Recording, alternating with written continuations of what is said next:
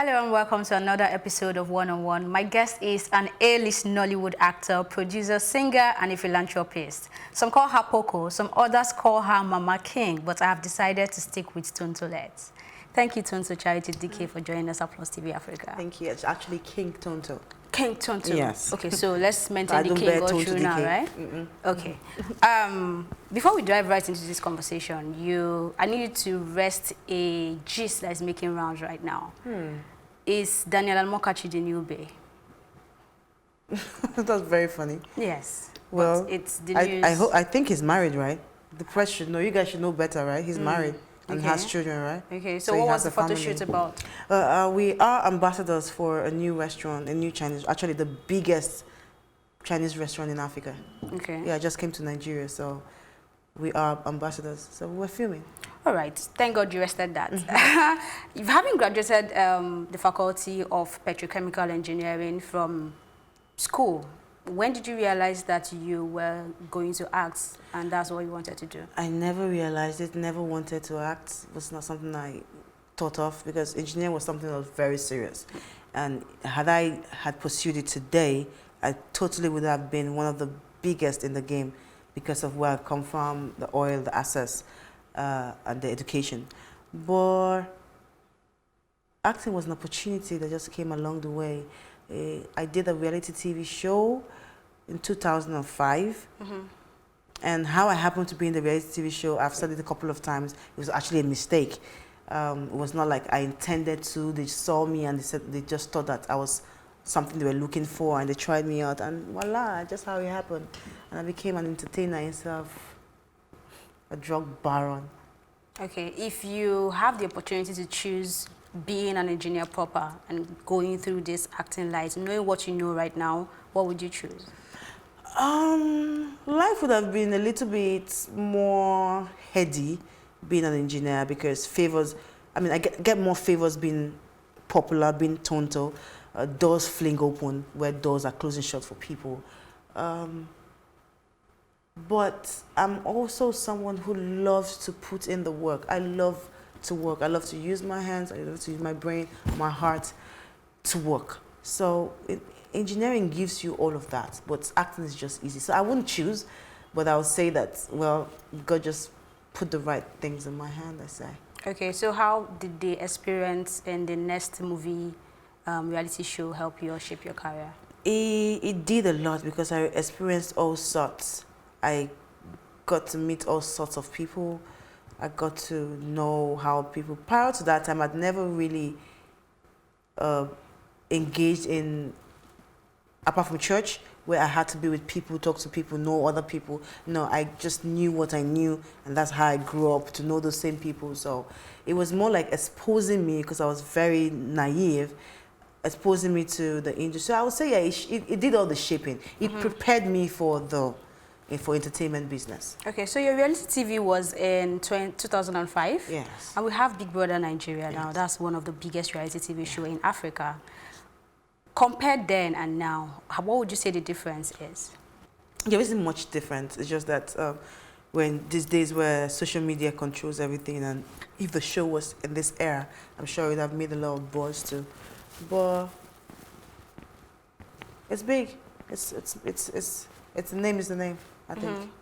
Okay, you had a photo shoot recently. No, that was last year in 2018 with Cece, shot by George Okoro. Okay. And I mean, Cece goes by King sometimes too, and you are King Tonto.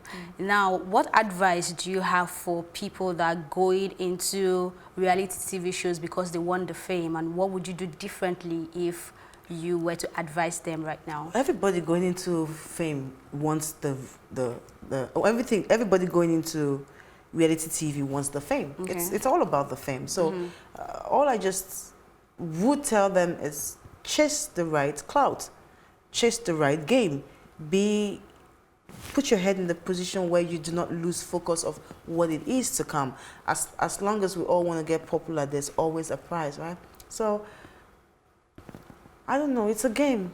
Focus. Would you say the competition mounts more pressure on the contestants when they come out of the house? Really, I would not really want to talk about this because I really don't care about much about all of this stuff. Okay. Although I was involved in it, I've never really watched Big Brother. Actually, Bobrisky actually dragged me into knowing a little bit about it. It's not something I want to dabble into talking about. I mean, it's a brand. I can't be advertising for them, would I? Okay, so you brought up Bobrisky. You're close with Bobrisky. He's a friend. Okay, so how is that friendship working out? He's a friend. It's good friendship.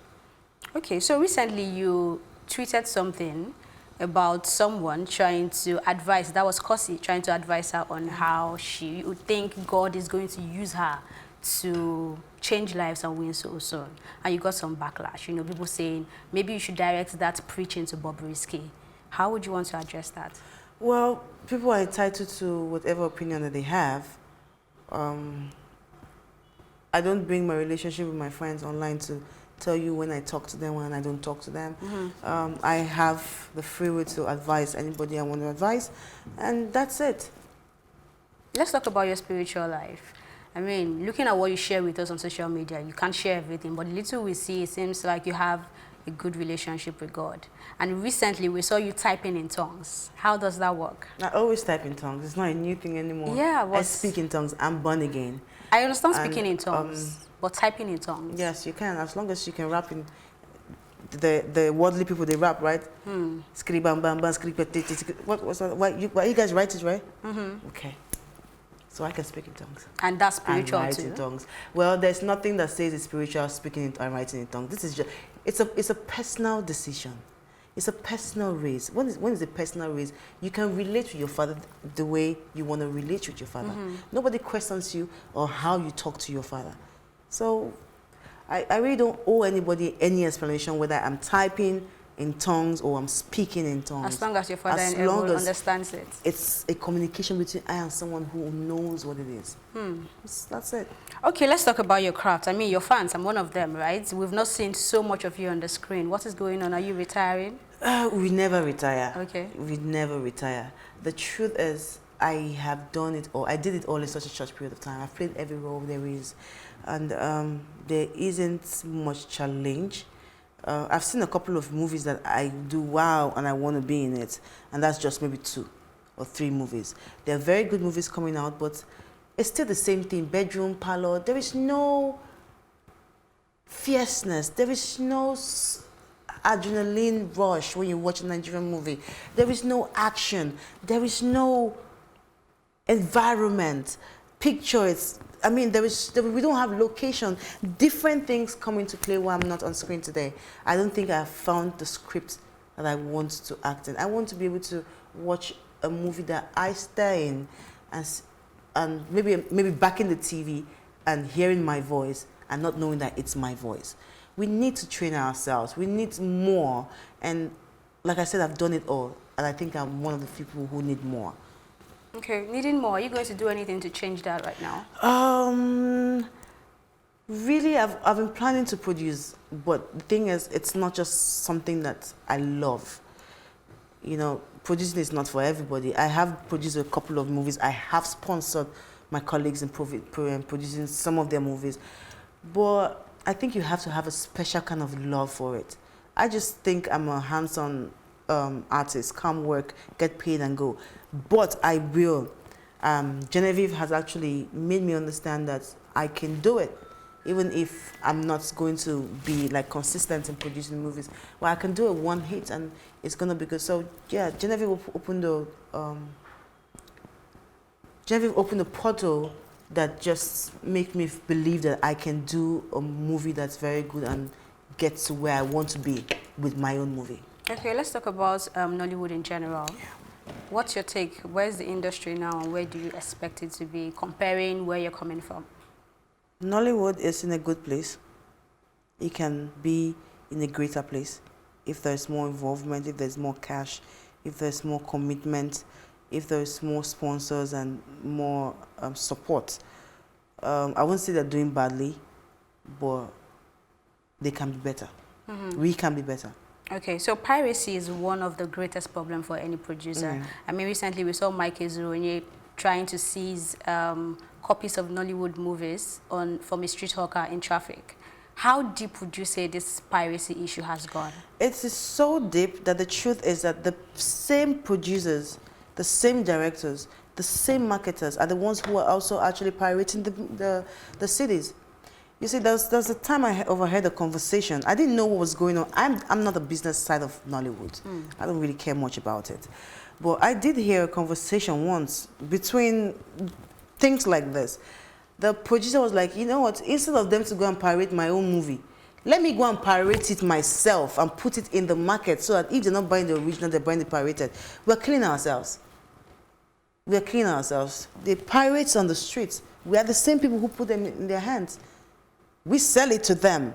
So if we can stop all of these things that we, from inside, I mean, the ones outside too will stop. So if we're fighting corruption, we have to start from inside. The ones who are doing it to themselves need to stop, because you can't be fighting what you are instigating. It's bull. Okay, let's talk about fake love in the industry. I mean, you just mentioned that sometimes you support some producers financially to push their job out there. Some artists have come out to say there is fake love in the industry. They are not supporting each other. They are not attending each other's premieres. They are not reposting each other's jobs, right? Would you say this is a major problem? I just say I don't care. Really, I don't care. I get to set, I do my work, I greet you, and I go. We don't have to have a relationship. We're all here, we're all fighting for the same thing. It's a circle. We share the same men, the same clothes, the same movies, the same things. So it's a cycle. Why would you want to be friends with someone who wants your life? Get it straight. Come to work, do your work, and you go. I'm not saying be enemies to anybody. I really don't care about whether there's a fake love or not. I just go to work and I greet the people I want to greet. And that's it. I mean, it seems like you just endorsed what Princess Shengo said a few weeks ago. She was saying that Nollywood actresses and people, female generally in the entertainment industry, recycle men. They date the same men. Of course, that's what we do. And there's proof to that? Do I have to prove anything? Can you prove anything that goes into someone's You can't prove that, would you? So. Okay, personally, have you gotten support from your colleagues? Personally, a lot of people I've respected have actually fallen out of respect for them in recent times. Maybe due to something that I overheard them say because of my marriage or something, you know, just different. And I actually unfollowed a lot of them. And it's not just, it's not a problem. But sometimes you overhear something this person said or this person didn't say. And when I love someone, I love someone. When I want to respect you, I want to respect you. So if I don't want to create an atmosphere for disaster, I just tend to kill you in my mind or just take you out of the picture. So unfollowing is some way that I don't get to see you and I don't get to get upset. Okay. It doesn't mean that the respect is not there. It's just not as much as before. All right, you tried music a few years ago. You gave us singles like Hi, It's Over in 2011. And at some point you were signed to the band's record. Did you rest that part of your business? Are we expecting something soon? Well, if I have the opportunity to come back musically, definitely I will do one or two again. But it's not something I'm itching or eager to learn. Look, I'm a woman now. I was a girl before. I have a child. I have businesses. I have over 30 staffs. I have over 3,700 children I pay school fees for. I need things like the things I'm doing in Abuja, getting contracts, selling, building houses, not music. Music is good. I'm not saying it's not good, but it just wasn't my strong point. But if I have free time, if I have a free time, definitely. Did you leave DB Records because of all these businesses and because you do not have free time? No. No, actually, when I was with the band, I was still doing nothing apart from music solely. So it wasn't that. It was just a bunch of different things. It was a good breakup. I mean, it was not like we're families. It was not like we had this thing. It was something that, you know what, I need to go and do this. I need to go and get married. I need to start my family. Just different things came up. It wasn't for a particular reason. Let's talk about your NGO. I mean, you run and own Tonto Dikeh Foundation. What inspired this initiative? The Tonto Dikeh Foundation has been around for over 12 years.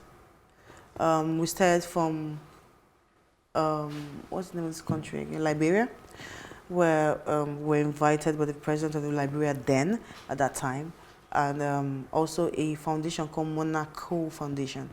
The foundation is actually created to eradicate unwanted pregnancy, street children, rape victims, rehabilitate them. So from there, the love of helping others just came. But before then, I came from a church where giving is a lifestyle. So I've always been a giver. Now it just happens to be that I have a platform, I have a voice, I have this, and I have the opportunity to give back. So I now had to do the foundation thing to make it bigger. But it's always been there. It's always been there. And this is one part of you that makes you proud, because I know Oh you yes, push it out always. it makes me happy. That's one of the only things that actually make me happy, seeing other people happy, being the reason why other people are happy. It's intriguing. It's intriguing. Okay, there's a local opinion about NGOs being an advanced means of scam, as leaders of this NGO have been accused of diverting funds meant to, or grants that they got from people outside the country to do one or two things, right? So what would you say about this? Is there a possibility of this being true? Yes, it's very true. It's very true. That's why EFCC only accosts certain foundation the certificates. You need a certificate from EFCC to be able to operate. I'm not sure it's compulsory, but to be able to get some certain kind of amount of money from outside, you need it, which we have, my foundation has. So, I mean, some other corrupt foundations have to, because it's a corrupt country. Even the EFCC is corrupt. So, I say this to say this. Yes, it happens. It does happen. So how can it be curbed? Well, by looking, it's evidence. People are not stupid. You say people are not stupid. We just don't know how to read. We love. I think the world should just be in pictures where there's no reading. Especially Nigerians they know how to read but don't like to read. All these foundations who are scamming people are obviously not putting in the work, and the work is evident there. There's no way you don't see the work. It's not something that, foundation work is not something you can hide. It's evident. So if I'm giving money to this company and I'm not seeing the work you're putting out there, I'm not seeing anything, why do I still have to give to you? Then I say people don't read, people don't follow updates, people don't follow activities. Sometimes, oh, it's a name, oh, that is this person's, oh, so let's open the door. No, but there are so many foundations out there putting in the work who are not even getting half the grants that other foundations are getting. And it's really something that the government and whoever body governs this should actually look into. Okay, let's look at the impact these NGOs are making in Nigeria. Let's take Nigeria, for example. Do you think if Nollywood as a whole come together to have like a body of NGO instead of each person having one, do you think that will create more impact in the society? It's not about how many they are, it's how effective they are. Instead of having too many people come out and having foundations, how about having too many people come out and supporting those foundations? Okay, so looking at your journey so far, what would you do differently? Looking at my journey so far, the only thing that I've done differently was pick a better husband. Pick a better, no, not a better husband. Pick a better father for my son. That's the only thing I regret in my life. That's the only thing I would go back to change. Okay, so I know being an unfit husband is different from being an unfit father. So what makes him not unfit to be the father of your son? Well, this interview would not be glorified by him. I would not be talking about him. I have my moments. He can't be a constant presence in my life. So I'm not going to answer questions about him here. Okay, so I was going to ask about your son, but clearly you don't want to talk about that. So let's talk about you coming back into Nollywood. Should we expect that anytime soon? I have done one movie since I gave birth. Okay. Yeah, I did. It was nice, but I mean, it was nice. I loved the script. I loved the way I played the role, but I didn't get that satisfaction because it was not what I want. I like coming to Lagos now. I had somebody at the airport give me 3 scripts. I tried glancing through one of them, and I couldn't even continue because it looks like I've played this role, but maybe I was in Nkechi in the other film, and this is Blessing. It's just different. So, I'm still in Nollywood. I didn't go anywhere. Okay, you're a very controversial woman. I mean, anything about you gets the attention. Would you say these controversies have helped your brand positively or in a negative way? The both. It has, the both. You see, I have not been on screen for over 6 years, apart from my last movie, and I'm still one of the talked about. As a matter of fact, I'm still one artist that generates money for any blogging, any TV station, any house, any media house. The controversy kept me on that stage where I make money for people. But your favorite artists, the people you love, the people who are making all the movies, once you bring out the news about them, you don't even get up to 500 likes. So the controversy helps. Now, it's negative because we live in a society where we're all hypocrites. You see? They know that you have the following. They know that you can take their brand to the next level. Oh, but because, oh, she's controversial. Oh, this is a commercial brand. Oh, no, this is, we are in, what they call them again? What they call them again? There's something I can't remember what they call them, but I mean, being a big brand. Okay. They're like, oh, you know, she can't fit into. So it tells when you have to affiliate with very bigger brands than yourself. Okay, it tells. The negativity comes out when people just, you know, she's too controversial, I can't work with her. Oh, she's too dark, I can't work with her. But it puts you on a map where you are almost like the biggest celebrity, almost. Okay, so do you create these controversies or they just happen? They just happen. You see, the thing is, I'm very different from what TV says. I can be in this room and I don't speak to you. It's not because I don't care about you. Definitely I don't. But, yeah. But it's not because I don't care. It's just because that is who I am. I can... This is one of the closest person to me, and he doesn't hear my voice in days. But we are here. I'm looking at you. He knows what I want, and I look at the thing. I look at him. I don't know how to. I don't have the people skill. So I'm always never talking. I'm always to myself. I don't have friends I mingle with. I don't club. I don't socialize. I don't do events. I don't even do Nollywood events. I don't even do even weddings. I don't even go. So I'm a very reserved person, but I have a temper. I have an ability to go from 0 to 100 on you in a split second, because I feel like I am so much into myself. I don't look for trouble. So when you come at me, especially in a negative way, sometimes it's just very frustrating. Then I give an outburst. So people now say, oh, she's like that, she talks too much. But in essence, I'm actually on my bed chilling, sipping, or drinking tea and watching Netflix and replying. And by the time I finish replying, I'm back to my movie so I don't miss what is happening. So it's not personal for me. Okay. For me, it's play. But it happens to be that I'm controversial. I own it. Has being controversial made you lose any deal at all that you can remember? Yes, it did. Makes you feel really yes, bad? It did. A while ago, when I was coming up in the industry, a senior colleague of mine sabotaged the deal that I was going to get. It was a network deal, a telecommunication deal, and she sabotaged it because she said I felt too big to come down from the car to say hello to her. She went back and told the people that they couldn't use me because I was rude to her or something, and because she had an affiliation with the people. But, I mean, that's all over and that's in the past. I mean, I have no beef with her. It's okay. It's in the past. Okay, well, you mentioned Netflix. And you mentioned Netflix, watching Netflix, and you've mentioned Genevieve in the course of this interview. Would you like to go down the road Genevieve went with Lionhearts?